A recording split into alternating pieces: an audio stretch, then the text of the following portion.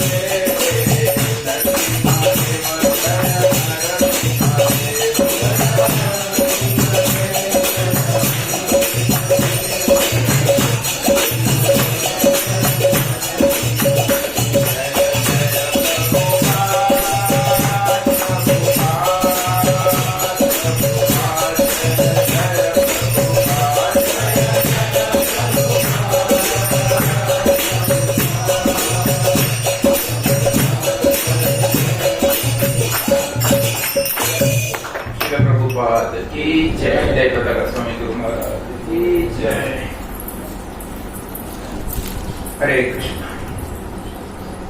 सभी भावी भक्तों के चरणों में मेरा कोटि कोटि वंदन, सभी वैष्णव के चरणों में मेरा कोटि कोटि वंदन, इस्कॉन वरिष्ठ भक्तगण को मेरा कोटि कोटि वंदन। वंशाकल्पतरुभ्यश्च कृपासिन्धुभ्यश्च पतितानां पावनेभ्यो वैष्णवेभ्यो नमो नमः। हरे कृष्ण। आज राधाष्टमी का शुभ पर्व है, सबको पता है राधाष्टमी। इस्कॉन राधा गोपाल कृष्ण मंदिर में सबका स्वागत है।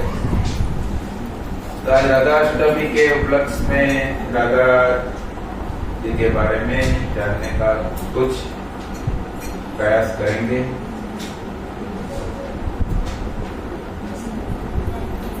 राधा रानी में को बारे में बोलने के लिए, बताने के लिए बहुत कुछ है, पर हमारी योग्यता उसके लिए थोड़ी छोटी पड़ती है, क्योंकि वो इतना महान व्यक्तित्व है कि हम उसके बारे में क्या बताएं। क्योंकि उनके पास जो क्वालिटीज है तो उसका of billions of that fraction of that हमारे पास में नहीं है, तो हम उनके बारे में अभी क्या बताने का प्रयास करें। फिर भी जो गुरुजनों से सुना है, सीनियर वैष्णव से सुना है, तो उसको यहाँ पे रिपीट करने का प्रयास करेंगे। तो अपने गुरु परंपरा और सीनियर वैष्णव को प्रणाम करेंगे मंगलाचरण से। ओम अज्ञानतिमिरान्धस्य ज्ञानाञ्जनशलाकया चक्षुरुन्मीलितं येन तस्मै श्रीगुरवे नमः। श्रीचैतन्यमनोभीष्टं स्थापितं येन भूतले स्वयं रूपं तथा मह्यं ददाति स्वपदान्तिकं। वन्देऽहं श्रीगुरुं श्रीयुतपदकमलं श्रीगुरुं वैष्णवांश्च श्रीरूपं साग्रजातं सगण रघुनाथान्वितं तं सजीवं साद्वैतं सावधूतं परिजनसहितं कृष्णचैतन्यदेवं श्री राधा कृष्ण पादान् सगण ललिता श्री विशाखान्वितांश्च। हे कृष्ण करुणा सिन्धो दीनबन्धो जगत्पते गोपेश गोपिका कान्त राधा कान्त नमोस्तुते। तप्त काञ्चन गौराङ्गी राधे वृन्दावनेश्वरी वृषभानुसुते देवी प्रणमामि हरिप्रिये। वाञ्छाकल्पतरुभ्यश्च कृपा सिन्धुभ्यैव च पतितानां पावनेभ्यो वैष्णवेभ्यो नमो नमः। जय श्री कृष्ण चैतन्य प्रभु नित्यानंद श्री अद्वैत गदाधर श्रीवासादि गौर भक्तवृंद। हरे कृष्णा कृष्णा कृष्णा हरे हरे, हरे राम राम राम हरे हरे। ओम नमो भगवते वासुदेवाय। ओम नमो भगवते वासुदेवाय। नारायणं नमस्कृत्यं नरं चैव नरोत्तमं देवीं सरस्वतीं व्यासं ततो जयमुदीरये। नष्टप्रायेषु भद्रेषु नित्यं भागवत सेवया भगवती उत्तमश्लोके भक्तिर्भवति नैष्ठिकी। हरे कृष्ण कृष्ण कृष्ण हरे हरे, हरे राम राम राम हरे हरे। हरे कृष्ण। तो हम लोगों ने अभी जो मंगलाचरण जो उच्चारित किया, तो कभी समझने का प्रयास किया मंगलाचरण क्या है। ओम अज्ञानतिमिरान्धस्य ज्ञानाञ्जनशलाकया चक्षुरुन्मीलितं तस्मै श्री गुरुवे नमः। तो पहले अपना कुछ भी कार्य शुरू करने से पहले हम अपने गुरुदेव को प्रणाम करते हैं, क्योंकि हम जो भी कुछ कार्य करने वाले हैं तो हम जैसे सीखा है वैसे हम करने का प्रयास करेंगे ना। कुछ नया उसके अंदर अपना दिमाग लगा उसको इम्प्रोवाइज करने का प्रयास कर सकते हैं, पर बेसिक नॉलेज जो है वो हमारे पास जहाँ से आया है तो पहले हम उनको रिस्पेक्ट देकर आगे बढ़ते हैं। तो वैसे पहले गुरुदेव को प्रणाम करते हैं, फिर बाद में उनके गुरुदेव को प्रणाम करते हैं, फिर गुरु परंपरा को प्रणाम करते हैं। वो करते करते करते फिर हम राधा रानी तक जाते हैं और बाद में श्री कृष्ण को हम प्रणाम करते हैं, और बाद में वांछाकल्पतरुभ्यश्च से जो हम पूरे वैष्णव समाज को हम लोग प्रणाम करते हैं, सबके आशीर्वाद ग्रहण करने का प्रयास करते हैं। तो ये रिपीट करते हैं। जब हम ये उच्चारण कर रहे हैं तो जो बोल रहे हैं, जो बोल रहा है उसको भी फायदा हो रहा है, जो सुन रहे हैं और जो सामने हैं उसको वापस उच्चारण कर रहे हैं। तो आप लोग भी, सब लोग उसका उनके चरणों में प्रार्थना कर रहे हैं कि हमें सद्बुद्धि दे, कि हम यहाँ पे जो बता रहे हैं वो सही बताए, हम जो सुन रहे हैं वो सही तरीके से सुने और हमें अपने जीवन में उतारने का प्रयास कर सके। तो आज है राधा अष्टमी। तो अष्टमी के दिन है, इसीलिए राधा रानी का अवतरण हुआ था अष्टमी के दिन। उसमें बहुत अलग अलग लीलाएं हैं, अलग अलग उसमें कल्प भेद है। तो हम जो एक प्रचलित जो लीला है वो संस्करण से जाएंगे कि राधागण ये भगवान जो आते हैं तो कोई ना कोई उद्देश्य से आते हैं, कोई ना कोई कारण से आते हैं। और जैसे गोलोक वृंदावन में जहाँ पे भगवान श्री कृष्ण रहते हैं और उनके वाम भाग से उत्पन्न जो हुई थी वो राधा रानी वहां रहते हैं, तो उनके सखा श्रीदामा वहां पे है उनके साथ में। तो एक बार श्रीदामा और राधा रानी के बीच में कोई डिस्कशन हो गया, तो डिस्कशन थोड़ा हॉट हो गया। तो उसके अंदर में श्रीदामा राधा रानी को बताया कि आप इतना पॉजिटिव क्यों होते रहते हैं कृष्ण के लिए, कृष्ण के ऊपर सबका अधिकार है, आप वृंदावनेश्वरी है, आप राधिका है, आपसे सब आए हैं, पर उनको भी कुछ अधिकार है, उनको भी कृष्ण के साथ समय बिताने का चांस मिलना चाहिए। तो राधा रानी गुस्से हो गई कि ये जो है तो तुम असुरी वृत्ति से प्रवृत्ति से बात कर रहे हो, ये तुम्हारा खुद का कुछ इसमें रीजन है। तो उसमें ये भी था कि सीतामा को एक और सखी थी, उनसे उनको थोड़ा मन लग गया था, तो शायद इससे वो सोच रहे थे। तो उसमें कल्प में काफी अलग अलग लीलाएं इसमें चलती है। तो उसमें अल्टीमेटली ये हुआ कि राधा रानी ने उनको साथ दे दिया कि आप तो असुर प्रवृत्ति से बात कर रहे हो, तो आप असुर बन के पृथ्वी लोक में चलना। तो जैसे हम बोलते हैं ना कि हम भगवान श्री कृष्ण के अंश है, भगवान के एक अंश है, और हमारे अंदर जो क्वालिटीज, सब क्वालिटीज भगवान के अंदर जो क्वालिटीज है सब हमारे अंदर है, पर उसकी मात्रा जो है थोड़ी अलग अलग है। तो जब गोलोक वृंदावन में जो उनके साथ में उनके पार्षद है, उनके निजी सेवक है, उनके सखा है, तो उनके पास भी बहुत there was a very powerful. और जैसे पावर का तो ऐसा है कि आपने एक बार नॉलेज गेन किया तो that is power with you.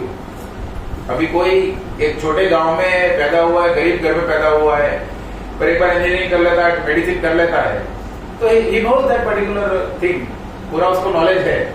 तो वैसे जो गोलोक में है तो उनके पास भी पावर है, तो श्रीदामा भी कुछ कम नहीं है, तो उन्होंने भी पावर उनको बोल दिया कि आप ये जो वृत्ति आपकी जो है वो भौतिक जगत जैसी वृत्ति है, तो आप भौतिक जगत में जाओ और यहाँ पे आप कृष्ण से अलग नहीं होती है, तो आप जब भूलोक में जाओगे, पृथ्वी लोक में जाओगे, तो वहां 100 वर्ष तक आप कृष्ण से अलग रहोगे। तब आपको पता चलेगा कि बाकी लोग सब अलग रखते हैं तो उनको क्या सफर करना पड़ता है। तो वो हिसाब से राधा रानी का अवतरण का वो रीजन है। और जैसे अपना 2 दिन पहले जो अपना जब लीला हुआ तब मैंने जो बताया था कि देवताओं ने जाके भगवान को प्रार्थना की थी कि आप पृथ्वी पर अवतरित होइए, तो भगवान को आना था, तो भगवान जाएंगे तो अकेले जाएंगे नहीं ना। तो ये भी सब भगवान की लीलाएं हैं कि भगवान अकेले नहीं जाएंगे, उनको राधा रानी उधर चाहिए, उनके सभी पार्षदगण चाहिए, उनके सब सेवक सब लोग चाहिए उनको। तो जैसे उसके अंदर आगे जो हम बात कर रहे थे, तो उसमें थोड़ा आगे जा रहा था। हमने उस दिन जो हम लोग जहाँ अटके थे वो थे कि जब हम वैकुंठ से गोलोक वृंदावन गए, वृंदावन से निजी वृंदावन में गए, और वहां पे जो निज कुंज है जहाँ पे राधा कृष्ण रहते वहां पहुंचे थे। और वहां पे कहाँ बैठे थे वो लोग, याद है किसी को? कैफे करेक्ट,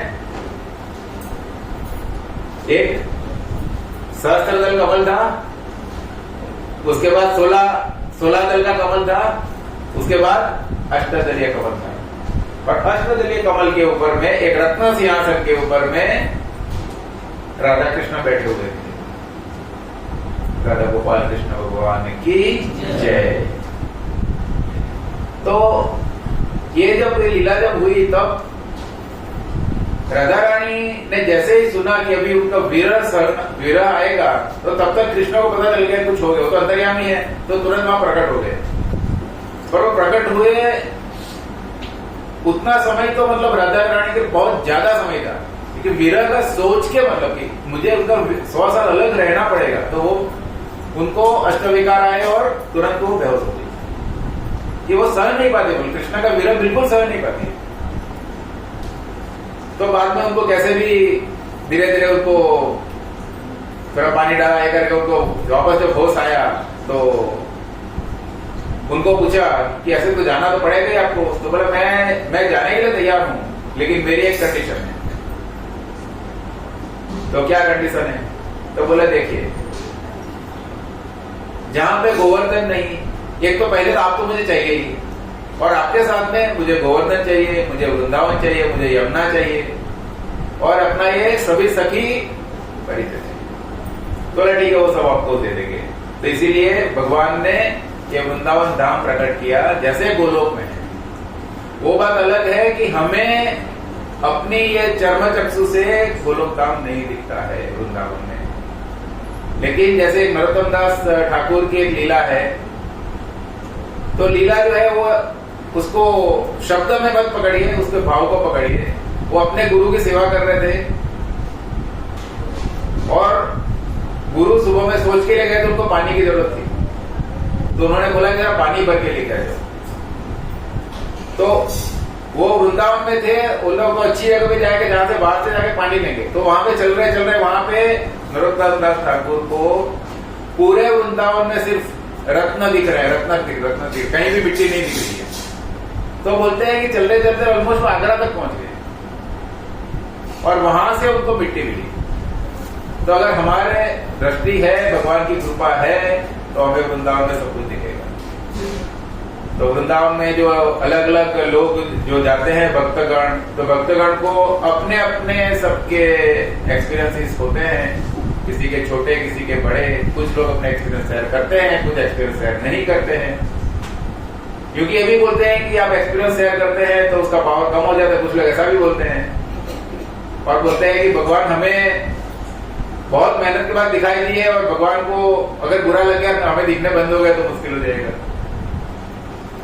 तो राधा रानी को जब अवतरण होना था, तो वो वृषभानु एक बार वृषभानु महाराज सुबह में यमुना स्नान करने गए, तो यमुना स्नान उन्होंने पानी में डुबकी लगाई। जब बाहर निकले तो उनको कोई चीज से टच हुआ, तो there was one very soft flower.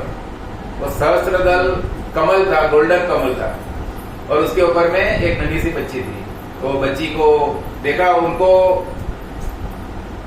उनकी इच्छा थी कि उनके घर में राधा रानी आए, तो वो इनकी इच्छा वो पूरी हुई। उनकी बहुत स्टोरीज है, तो वो स्टोरी में जाएंगे नहीं, समय नहीं है अपने पास। तो उनको राधा रानी मिली। वो लड़की बच्ची बहुत ही तेजस्वी थी, वो लेके अपने घर गए, उन्होंने कीर्तिदा सुंदरी को दी। पर वो लड़की एकदम सुनमुन है, न देख रही है, न कोई रिएक्शन दे रही है, जैसे एक मांस का लौटा जो होते हैं, इट्स लाइक जैसे मांस, बस थोड़ा हाथ का हिलता है, बाकी कुछ नहीं है। तो उसके बाद में नारद मुनि आते हैं, नारद मुनि उनके दर्शन करते हैं। वो लीला अपने 2-3 दिन पहले हो गई थी, तो रिपीट नहीं करेंगे। उसके बाद में जब ये समाचार नंद महाराज और यशोदा जी ने सुना, जो उनके बहुत अच्छे मित्र थे, और वृषभानु और कीर्तिदा की जो विवाह है वो नंद महाराज ने करवाया था, इसलिए उनके बहुत अच्छे रिलेशन थे। तो वो लोग जब आए तो तब तक कृष्णा भी आ चुके थे, नन्हे कान्हा भी आ चुके थे। तो उन्होंने जो जहां पे राधा रानी को सुलाई हुई थी, उसके बाजू में उनको सुला दिया था। तो दोनों छोटे छोटे ही है, मतलब उतने कुछ बड़े भी नहीं है, पर हाथ पैर मार सकते हैं। तो ऐसा करके जैसे ही उनको कृष्ण को बाजू में सुलाया तो तुरंत जो राधा रानी वहां पे एक निर्जीव जैसे पड़ी हुई थी, जिसका जैसे प्राण तो चल रहे पर उसमें प्राण नहीं है, मतलब दिखते जब मतलब। तो जैसे ही उनको कृष्ण बाजू में आए तो उनके वाइब्रेशंस उनको फील होना शुरू हुआ, तो उनको लगा कि समथिंग इज चेंज। और बाद में जैसे ही कृष्ण ऐसे करके हाथ मारा तेरे साइड से, तो उसको राधा रानी को टच हो गया। जैसे ही उनका टच हुआ तो इमीडिएटली राधा रानी को समझ में आ गया कि कौन है। और कृष्णा बाद में हाथ पकड़ के उनका ऊपर में वो झूला में पालना में थे, उसका वैसे कि देखा तो तुरंत राधा रानी ने अपनी आंखें खोली और रोना भी शुरू किया। तो तब सबको पता चल गया कि ये जो लड़की है, बच्ची है, वो कन्या है, वो सर्वगुण संपन्न है। तो ऐसा करते करते वो बाद में उधर में काफी उनकी लीलाएं हुई और बाद में नंद महाराज चले गए गोकुल में और राधा रानी वृषभानु महाराज के साथ में कहां पे रहती थी? वो कहां रहते थे? राधा रानी का घर कहां पे है? बरसाने। तो बरसाने में रावत में कि बरसाने में रावत। तो तब लेकिन राधा रानी और वो छोटे थे, तो राधा रानी और कृष्णा का कोई मिलन होता नहीं, तो एक बार जो मिले थे उसके बाद मिले नहीं। पर थोड़ा समय 2-3 साल निकल गए, 4-5 साल निकल गए, और जो घर में जो बात होती है आजू बाजू सब छोटे बच्चे छोटे पर समझते तो सुनते तो है ना, तो वो सब सुन रहे हैं। तो उनकी जो सखी है ललिता, तो तब तक ये पूतना वध हो गया, अघासुर बकासुर वो सब अलग सब लीलाएं हो गई। तो राधा रानी को वो लीलाएं सुन के वो कृष्ण से उसको प्रेम हो गया। भौतिक जगत में है तो चीजें ऑटोमेटिक तो होती नहीं, कुछ धीरे धीरे बनता है। तो ऐसा करके एक बार वो ऐसे बहुत ये हो रहा था, तो उनको बहुत ये था कि मुझे तो कोई लेके जाता नहीं है, तो मैं तो कृष्ण को देखा ही नहीं है। तो वो ललिता को बताया, ललिता सखी को, कि आप उसको चित्र बना सकती हो। तो वो बोले ठीक है, देख चित्र बनवा के लाती हूँ मैं। तो एक उसके एक चित्र बना के लेके आए। तो चित्र देख के राधा रानी मंत्रमुग्ध और मोहित हो गई कि अगर मैं किसी को प्रेम करती हूँ तो मैं सिर्फ ये जो फोटो में है उसी को करती हूँ, श्याम सुंदर। तो ऐसे करते करते समय जा रहा है।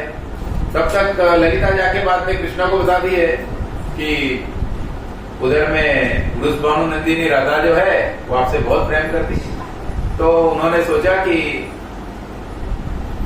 ये बहुत प्रेम करती है, ऐसा बताते तो है, पर अभी रियल में मुझे प्रेम करती है कि नहीं करती, तो मुझे चेक करना पड़ेगा। तो उन्होंने एक गोपी का वेश बनाया और गोपी का वेश बना के वो वृषभानु भवन में गए।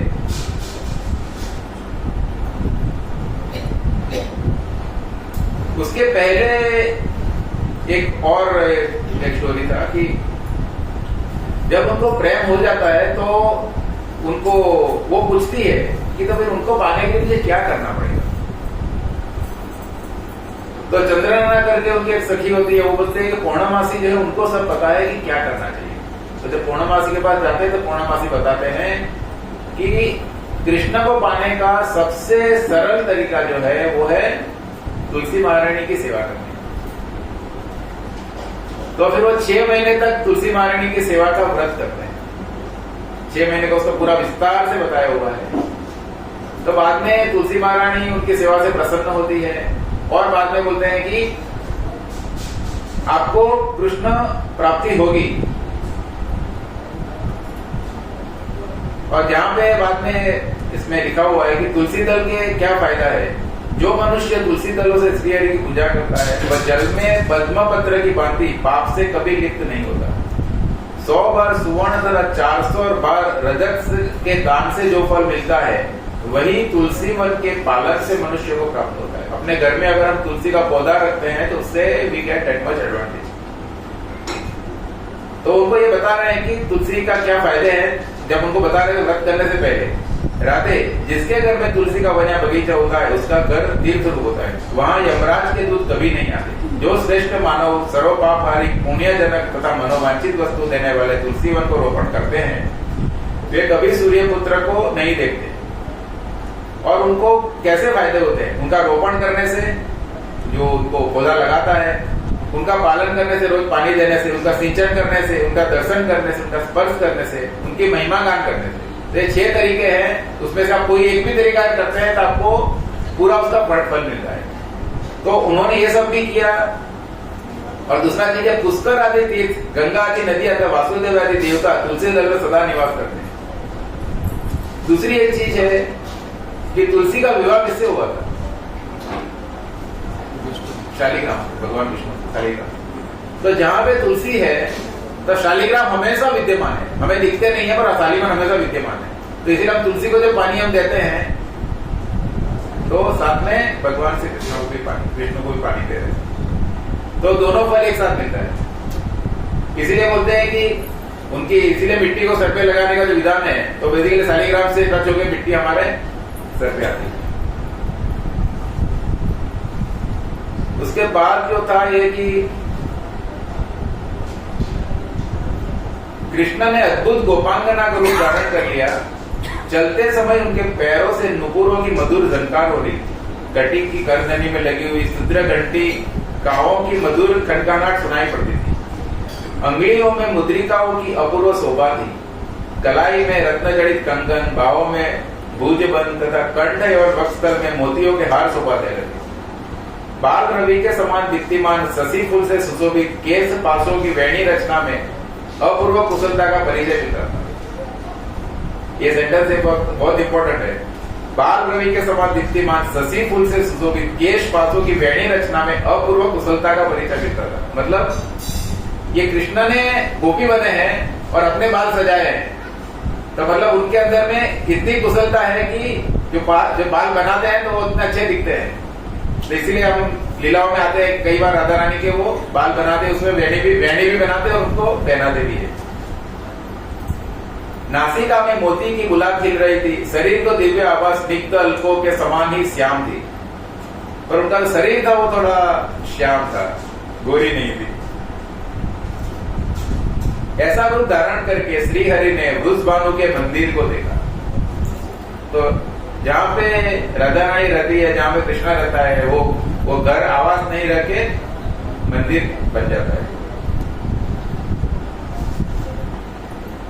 और उसका भी बहुत अद्भुत वर्णन है कि वहां पे सवंसा गोये थी, उनके साथ धर्म धुरंधर वृषभ वृंदी थे। जो सांड है उसको धर्म धुरंधर बोलते हैं, क्योंकि धर्म का वहन करता है। वो पालन पोषण पूरा पृथ्वी का सांड करता है कि बैल जो है वो खेत जोतता है, उसको सहायता करता है और वंश आगे बढ़ाने में, गौ वंश आगे बढ़ाने में सहायता करता है। मायामयी युवती का वेश धारण के श्याम सुंदर उस प्रांगण से अंतःपुर प्रविष्ट हुए। तो वहां पे वो जो जैसे उन्होंने ड्रेस किया था, गोपी बने थे, तो उनको कोई रोका नहीं। इतने तेजस्वी दिख रहे थे कि वो सीधा उनका राधा रानी का अंतःपुर तक पहुंच गए। नोबडी स्टॉप्ड अस। तो उनका जो वर्णन है राधा रानी के महल का या मंदिर का, वो है कि जहां कोटि सूर्य की समान कांतिमान कपाट और खंभों की पंक्तियां प्रकाश फैला रही थी। तो खंभे और कपाट जो है वो प्रकाश फैला रहे हैं, मतलब स्वयं प्रकाशित है, उनको लाइट का जरूरत नहीं है। वहां रत्न मंदिर आंगनों में बहुत सी रत्न स्वरूप ललनाएं सुशोभित हो रही थी और गोप सुंदरियां फूलों की छड़ी लिए सी राधिका के गुण गा रही थी। वहीं से राधा का निकुंज था जिसमें कल्प वृक्ष के पुष्पों की सुगंध भरी हुई थी।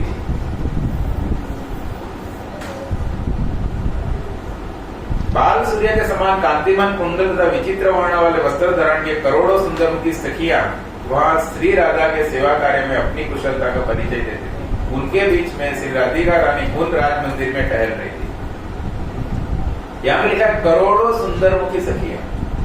तो भागवत गर्ग संहिता में वर्णन है कि भगवान के साथ में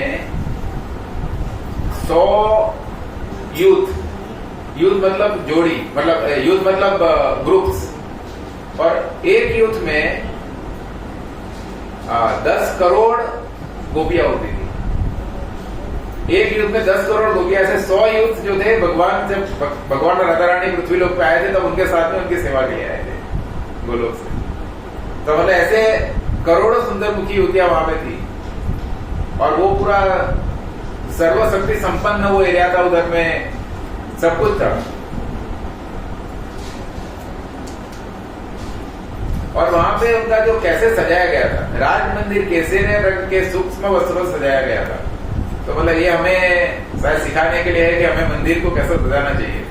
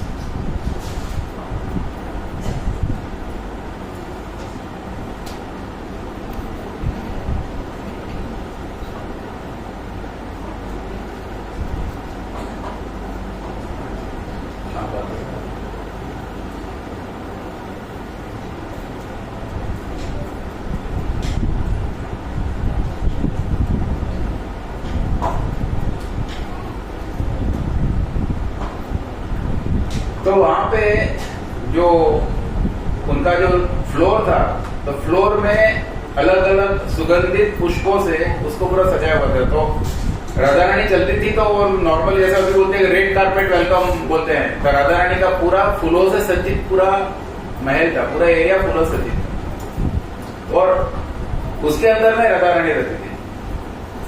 और जब गोपी वहां पे जब गई तो गोपी को देख के राधा रानी उससे बहुत ही प्रभावित हो गई और बोलते हैं कि तुम कौन हो, कहां से आई हो। तो वो बताते हैं कि मैं नंद भवन के पास में रहती हूँ, गोकुल से आई हूँ।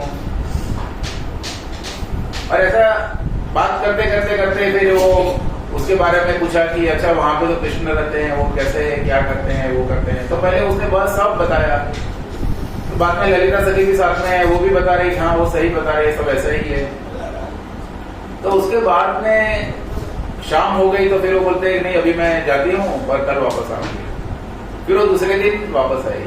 दूसरे दिन वापस आई तो फिर ऐसे ही सब बातें चल रही थी। वो बोले आपसे बात करना मुझे बहुत अच्छा लगता है।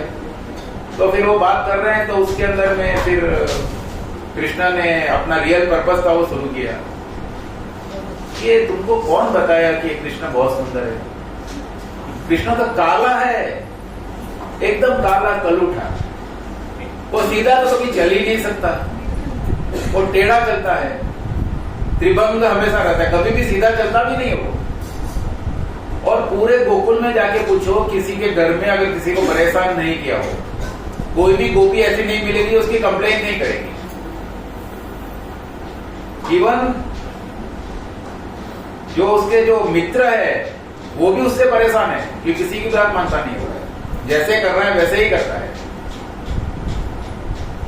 वो कभी जाके वो नाक के ऊपर चढ़ जाता है और सब लोग डरते हैं कि नाक उसको काट खाएगा, ये होगा, परेशान हो जाएगा।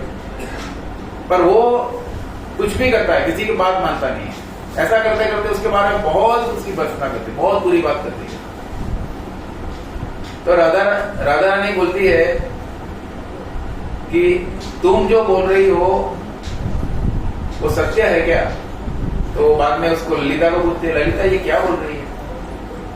ललिता बोल रही है कि नहीं वो जो बोल रही है वो भी सत्य है और मैं जो बोल रही हूँ वो भी सत्य है। तो करके बाद में इतनी परेशान हो जाती है कि बाद में उसको बोल दो, जो सखी जो आई थी तो उसको बोलती है कि अगर तुम जो बोल रही है वो तुमको साबित करना पड़ेगा। तो बोल रहा है कि तो साबित करने के लिए क्या क्या करना पड़ेगा। तो बोल रहा है मैं प्रार्थना करती हूँ और अगर मेरी प्रार्थना से कृष्ण अगर यहाँ पे आते हैं, हमारे सामने प्रकट हो जाते हैं, तो फिर मैं सही हूं और तुम गलत हो करके वो ध्यान में बैठ जाती है। और ध्यान में जैसे ही ये हे कृष्ण हे कृष्ण हे कृष्ण करते हैं तो कृष्ण तुरंत जहां पे भी खेल रहे थे करके उधर में वो तो आंख बंद करके ध्यान कर रही है और उधर सब सखियां देख रही है कि अभी क्या ड्रामा हो रहा है। तो कृष्णा ने अपने पूरा ड्रेस चेंज कर दिया, तुरंत पगड़ी पगड़ी लगा दिया, बांसुरी लगा दिया, एक लकोटी उठा लिया और काला कलूटा श्याम सुंदर बन के सामने खड़ा हो गया। तो बाद में जैसे ही वो अपना ड्रेस चेंज हो गया तुरंत उसने बोला राधे। तो तुरंत राधे ने अपनी आंखें खोली कि कौन आवाज, इतने टाइम से मुझे कौन बुला रहा है। तो जैसे आंखें खोली सामने कृष्ण खड़े हैं। तो कृष्ण को देख के उनको इतना विरह था, जैसे ही उनको देखा तुरंत वो उसको आलिंगन कर लिया और बोले कि इतना समय से आप मुझे क्यों परेशान करके यहाँ छोड़े हुए हैं, आप तो बोल रहे थे कि हमेशा हम साथ में रहेंगे, ऐसा कुछ होता नहीं है। तो कृष्ण बोला कि ठीक है तो फिर अभी मैं रोज तुमको मिलने के लिए आया करूंगा और अगर यहाँ नहीं मिल सकते तो मैं रोज गैया चराने जाता हूँ तो वहां कहीं मिलेंगे करके बाद में उनकी लीला विस्तार हमेशा चलता रहता था। पर एक चीज था कि दोनों को एक दूसरे के प्रति इतना प्रेम था कि दोनों विरह सह नहीं सकते थे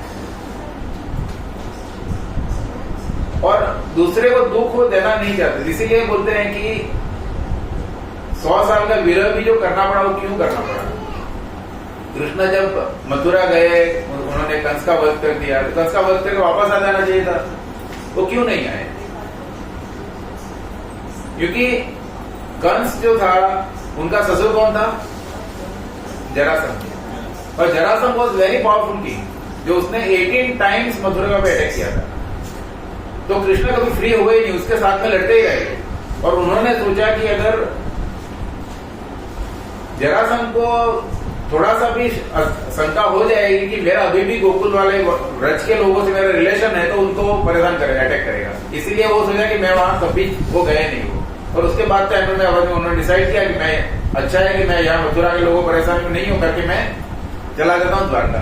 तो द्वारका चले गए और उसके बाद में महाभारत के लिए पांडवों के पास आते रहते थे, लेकिन वृंदावन कभी जाने का उनका हुआ नहीं। शायद वो 100 साल का जो क्लॉज था वो क्लॉज तो अभी तो उनको फुलफिल करना है, बीच में जा भी नहीं सकते हैं। इसीलिए बलराम को कभी भेजते हैं, कभी उद्धव को भेजते हैं, अलग अलग लोगों को भेजते रहते थे। तो ये है राधा रानी की महिमा। एक गुरु महाराज का एक मैसेज है वो हम पढ़ेंगे। आज का दिन में गुरु महाराज ने एक मैसेज दिया है तो हम पढ़ेंगे। जय पताका स्वामी गुरु महाराज की जय। और दूसरा चीज है कि आज गुरु महाराज का क्या है? गुरु महाराज का 54 संन्यास दिवस भी है। तो गुरु महाराज को जो संन्यास दीक्षा कृष्ण कृपा मूर्ति अभय चरणामृत प्रभुपाद ने जो संन्यास दीक्षा दी थी उनका आज 54 ईयर हो गए।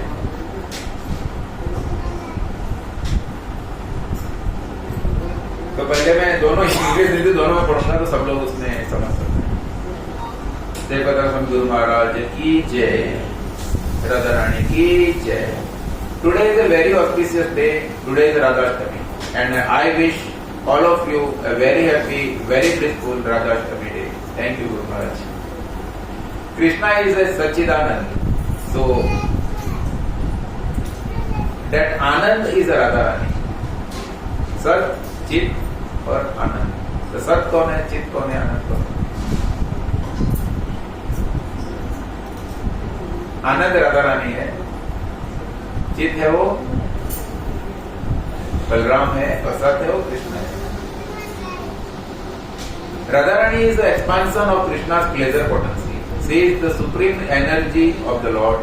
She is the source of all energies that serve the Lord. All the gopis come from her. All the Dwaraka queens expand from her. All the Lakshmis come from her. So she is the supreme female. She has all the transcendental qualities. Her appearance and her activities are fully transcendental. We are having the great mercy of Radha and Krishna combined as the Lord Gauranga Gaur Hari.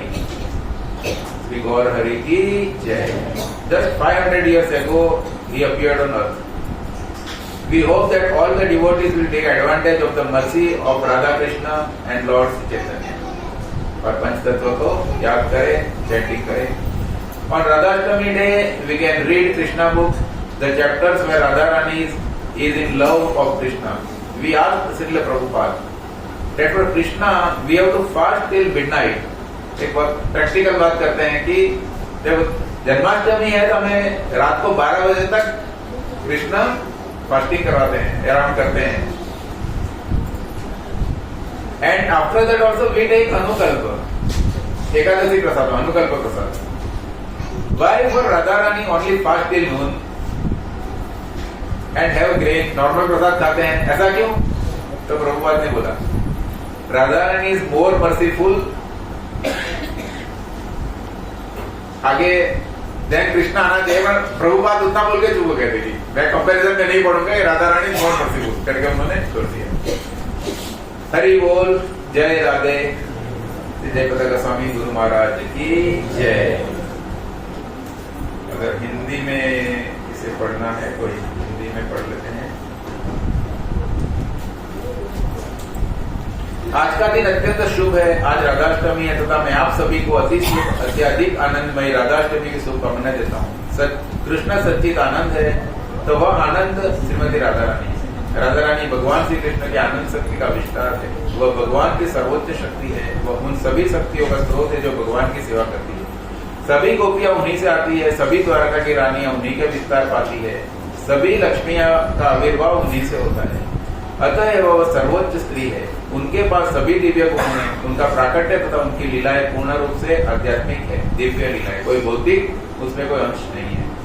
हमें राधा एवं कृष्ण की संयुक्त महान कृपा भगवान गौरांग गौर हरि के रूप में प्राप्त हुई है, जो केवल 500 वर्ष पहले प्रकट हुए, 536 वर्ष. हम आशा करते हैं कि सभी भक्त राधा कृष्ण तथा भगवान चैतन्य की कृपा का लाभ उठाएंगे. राधाष्टमी के दिन हम कृष्ण पुस्तक का वह अध्याय पढ़ सकते हैं जिसमें राधा रानी का कृष्ण के प्रति प्रेम वर्णित है.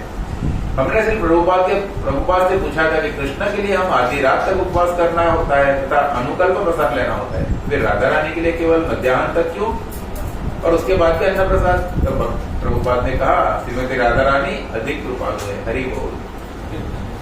अब जैसे यहाँ पे प्रभुपाद ने लिखा है कि हमें कृष्ण पुस्तक पढ़नी चाहिए, और इसके लिए क्या है कि प्रभुपाद जब अनुवाद कर रहे थे तो उन्होंने 3rd कांटो का अनुवाद किया, और तब उनकी तबीयत उनकी अच्छी स्वास्थ्य अच्छा नहीं रहता था, तो उन्होंने पहले बोला कि मैं पहले कृष्णा बुक खत्म कर लेता हूँ. तो उन्होंने 3rd कांटो के बाद कृष्णा बुक पहले लिखी. जबकि प्रभुपाद और वैष्णवगण हमेशा बताते हैं कि नेवर गो टू 10th कांटो डायरेक्टली, गो 1 by 1. फर्स्ट कांटो, सेकंड कांटो, 3rd कांटो, 4th, 5th, 6th, 7th, 8th, 9th और उसके बाद 10th में जाइए.